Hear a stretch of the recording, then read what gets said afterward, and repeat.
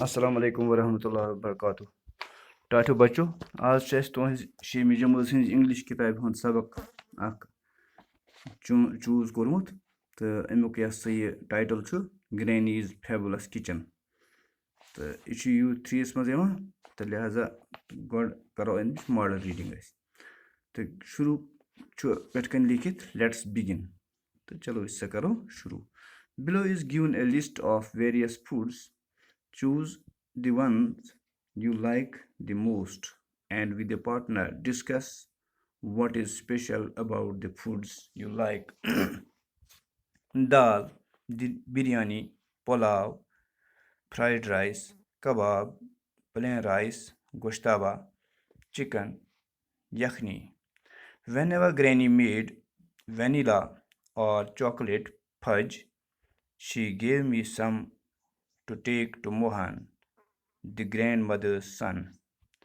It was no use taking him roast duck or curried chicken, because in his house no one ate meat.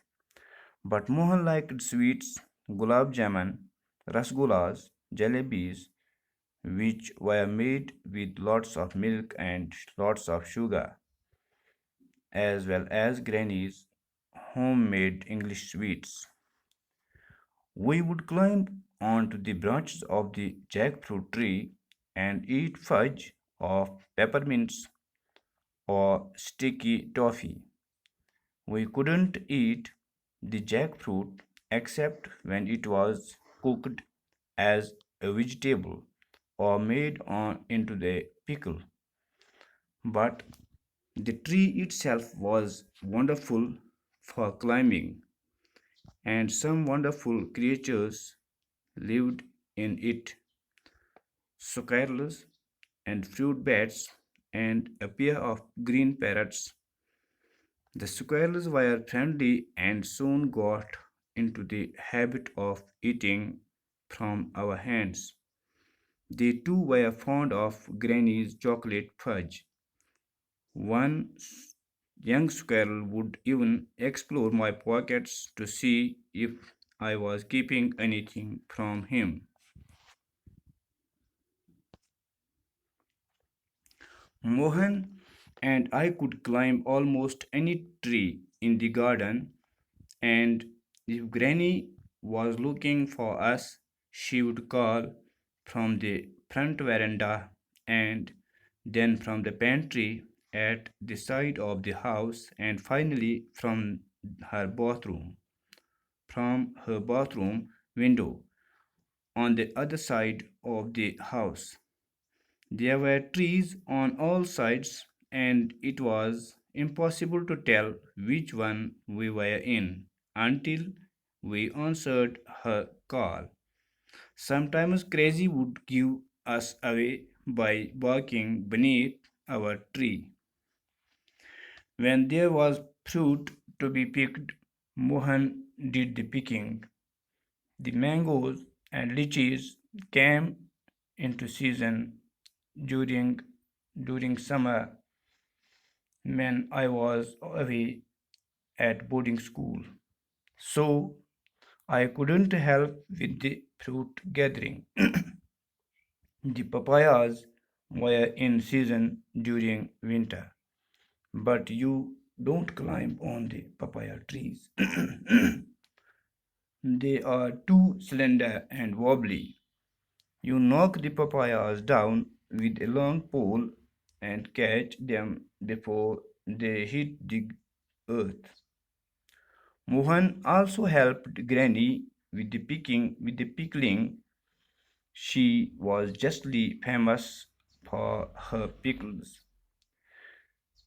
Green mangoes pickled in oil were always popular. So was her hot lime pickle. And she was equally good at pickling turnips, carrots, cauliflowers, chilies, and other fruits and vegetables. She could pickle almost anything. She could pickle almost anything from nasturtium, nasturtium seed to jackfruit. Uncle Ken didn't care for pickles, so I was always urging Granny to make more of them. My own preference was sweet chutneys and sauces, but I ate pickles too, even the very hot ones. One winter, when Granny's funds were low, Mohan and I went from house to house selling pickles for her. In spite of all the people and pets she fed, Granny wasn't rich as go gobri the impact cha be ax page am paro is inshallah paga the one with thoda to himuk mine. Granny's fabulous kitchen. Granny ch grandmother wana the emsun fabulous go shandar kitchen.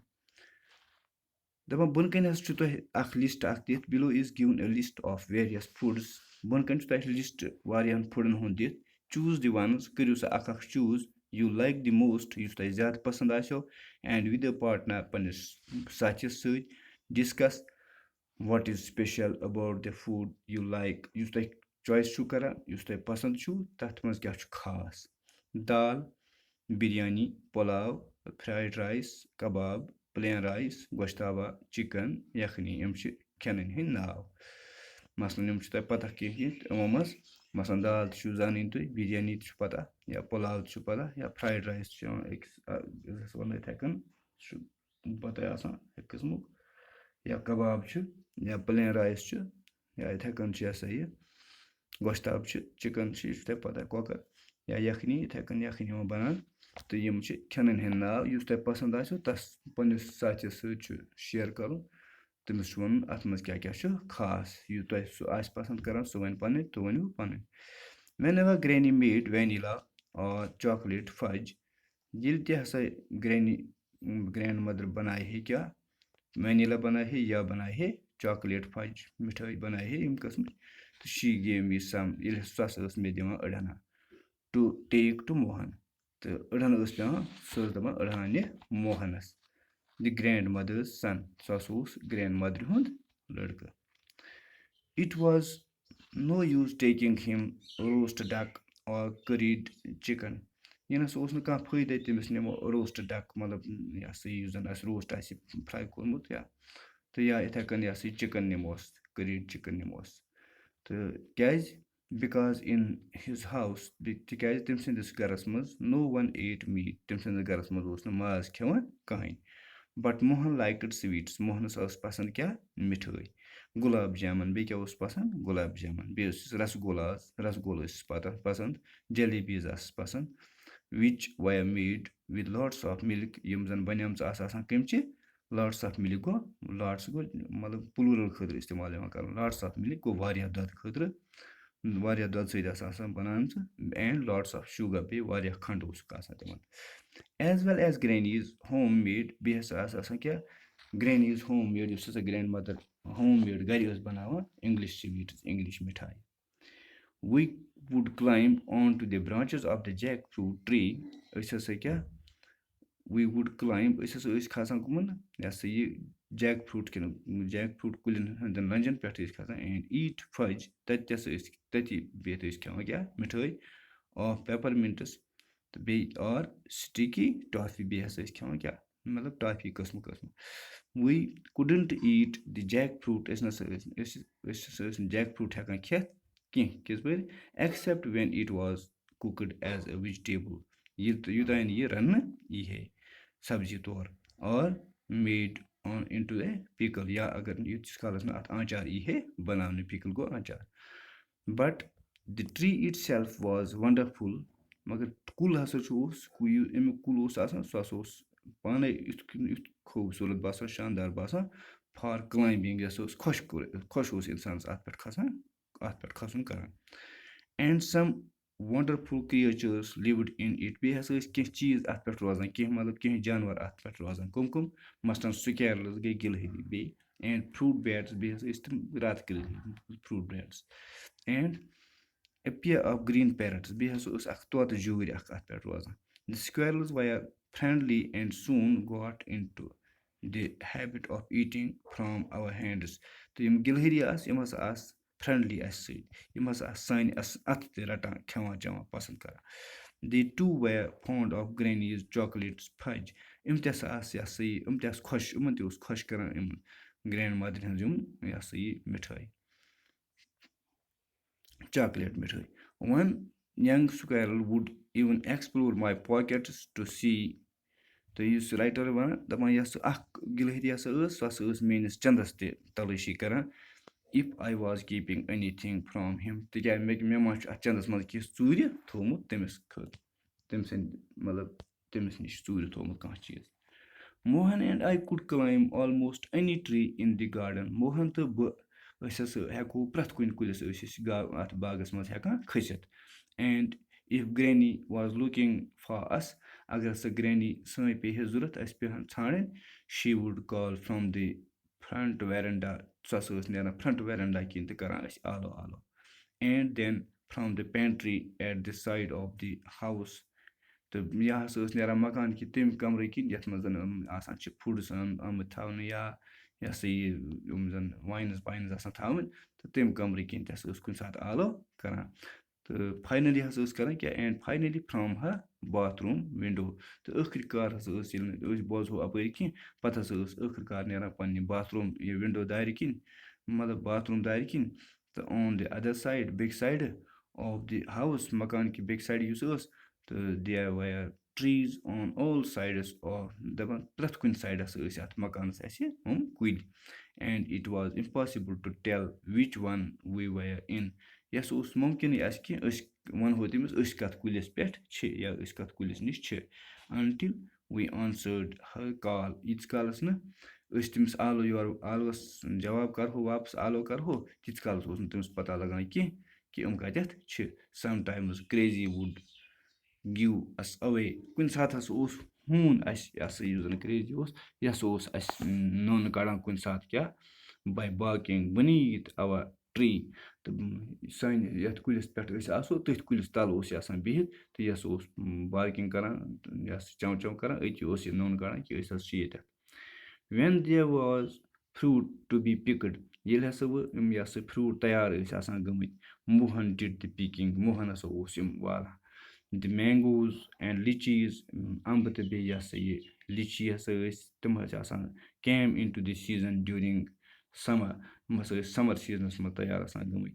When I was away at boarding school. تَمہِ دۄہ ہسا اوسُس بہٕ آسان کَتہِ بورڈِنگ سکوٗلس پٮ۪ٹھ. سو بورڈِنگ school گوٚو یُس ہسا یہِ آسان چھِ مطلب کیٛاہ یہِ ہسا یہِ تٔتی آسان روزان تہِ تٔتی بیٚہوان تہِ تٔتی پران تہِ تٔتی تَتھ چھِ وَنان بورڈِنگ سکوٗل. کھٮ۪وان چٮ۪وان تہِ تٔتی گرِ مطلب نٮ۪برٕ گرِ نٮ۪بر. So I couldn't help with the fruit gathering. بہٕ نسا اوسُس نہٕ فرٛوٗٹ جمع کرنس منٛز ہٮ۪کان ہیلپ کٔرِتھ کینٛہہ. The papayas were in season during winter. تہٕ پٔپیٖتا یِم ٲسۍ آسان تِم ہسا ٲسۍ تیار گژھان کر وِنٹر سیٖزنس منٛز. But you don't climb on the papaya trees. مگر تُہۍ نسا ہیٚکِو نہٕ اَتھ یہِ ہسا یہِ papaya trees پٮ۪ٹھ کھٔسِتھ. کیازِ سُہ کیٛاہ چھُ آسان they were too slender and wobbly. تِکیازِ تِم ہسا چھِ آسان اکھ یہِ ہسا یہِ ٲیِل تِکیازِ تِم یِتھُے کھسان چھِ تِم چھِ گیٖران اورٕ یورٕ ٲیِل تہٕ بیٚیہِ چھِ آسان لڑ کھڑا تہِ ہُہ یہِ تِم ہسا چھِ کیٛاہ یہِ ہسا یہِ مطلب کھسنہٕ خٲطرٕ چھِنہٕ تِم کھٔسِتھ چھُنہٕ ہٮ۪کان تِمن اِنسان کینٛہہ. تِم کیٛاہ کِتھ کٔنۍ چھِ یِوان کَران you knock the papayas down with a long pole. تِم ہسا چھِ آسان تیٖتیٛاہ ٲوِلۍ تیٖتیٛاہ زٲوِلۍ تہٕ تِمن ہسا چھِ پیٚوان کیٛاہ تِم چھِ زیٖٹھۍ آسان تہٕ تِمن چھِ پیٚوان اَکہِ زیٹھِ یہِ ہسا یہِ لانٛگ پولہٕ سۭتۍ اَکہِ لانٛزٕ سۭتۍ پیٚوان تِمن پپایا والٕنۍ بۄن. And catch them before they hit the earth. تہٕ تَمہِ برونٛٹھٕے پیٚوان چھِ تِم رَٹٕنۍ تِم گژھن نہٕ پٔتھرِس پٮ۪ٹھ پیٚنۍ تِم چھِ بۄن پھٹان تہٕ لہذا تِم چھِ پیٚوان ہیٚرے رَٹٕنۍ. Mohan also helped Granny with the pickling. Mohan ہسا اوس اَتھ أمِس گرینڈ مدرِ کران ہیلپ کَتھ منٛز آنچار بناونَس منٛز. She was justly famous for her pickles. سۄ ہسا ٲس فیمس مشہوٗر ٲس سُہ آنچار بناونَس منٛز. Green mangoes pickled in oil were always popular. یِم زن اَمبہٕ آنچار ٲسۍ یِوان بناونہٕ تِم ہسا ٲسۍ آسان تیٖلَس منٛز آسان تٔلِتھ تِم ہسا ٲسۍ زبردست پاپُلر مطلب مشہوٗر خاص.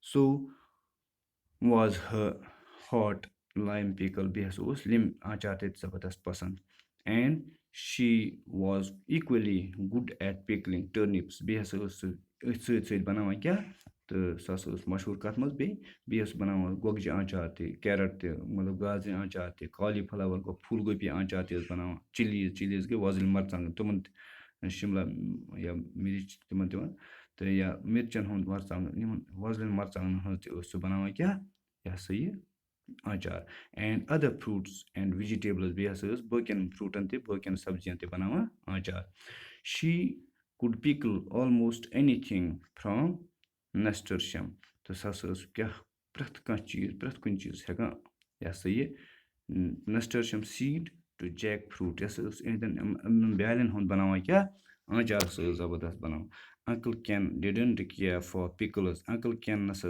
اوس نہٕ یِمَن ہُنٛد کِیر کَران تَس نَسا ٲس نہٕ آنٛچار پسنٛد کینٛہہ so I was always urging granny to make more of them تہٕ اَنکٕل کٮ۪ن نَسا اوس نہٕ بناوان أمِس اَتھ ہٮ۪لٕپ وٮ۪لٕپ کَران کینٛہہ تہٕ کیٛاہ سو آی واز مےٚ لہذا اوس مےٚ پٮ۪وان یہِ ہسا یہِ بہٕ ہسا اوسُس آسان ہمیشہِ أمِس خٲطرٕ مطلب اَتھ خٲطرٕ أمِس خٲطرٕ ہٮ۪لٕپ خٲطرٕ تیار روزُن اوس پٮ۪وان ماے اون پرٛٮ۪فرَنٕس واز سُویٖٹ چٹنیٖز مےٚ پَنٕنۍ پرٛٮ۪فرَنٕس یُس ٲس مےٚ ہسا ٲس زیادٕ پسنٛد چٹنی بیٚیہِ ساسِز بیٚیہِ ہسا ژیوٚٹ اَکھ مطلب میوٗٹھ ژیوٚٹ سُویٖٹ چٹنی بیٚیہِ ہسا اوس ژیوٚٹ یِتھ کٔنۍ تہِ پسنٛد بٹ آی ایٹ پِکلٕز ٹوٗ مگر بہٕ ہسا اوسُس آنٛچار تہِ کھٮ۪وان اِوٕن دی ویری ہاٹ وَنٕز اگر تِم گرم تہِ آسہٕ ہن one winter when granny's funds were low Mohan and I went from house to house selling pickles for her تہٕ اَکہِ دۄہ ہسا ییٚلہِ ہسا